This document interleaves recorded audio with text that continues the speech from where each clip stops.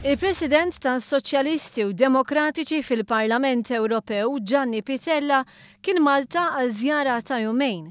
Intajna miegħu għal ftit momenti u tkellimna dwar l-isfidi li qed taffaċċja l-Ewropa bħalissa. C'è un tasso di disoccupazione tremendo. La domanda interna è ferma e l'economia non cresce. Malta è un caso particolare. Malta è una situazione positiva. Pittella nota kif pajjiżna sar ħafna f'qasir żmien.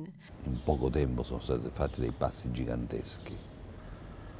La riduzione dei costi dell'energia, l'aumento dell'occupazione, l'aumento dell'occupazione femminile, cioè cose che sono state promesse e poi mantenute. Staqsejna lil Pittella x'jaħseb dwar il-programm Malti ta' ċittadinanza b'investiment se jaħlu programm pożittiv. Il fatto che si apra la porta non soltanto ai cittadini, ma anche ai investitori, perché credo che la politica del governo di Joseph sia tesa a sollecitare investimenti esteri, è una cosa positiva.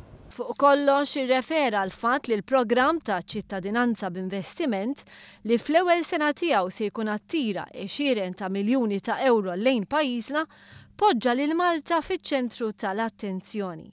Hanno spostato l'attenzione da altri paesi a Malta. Perché?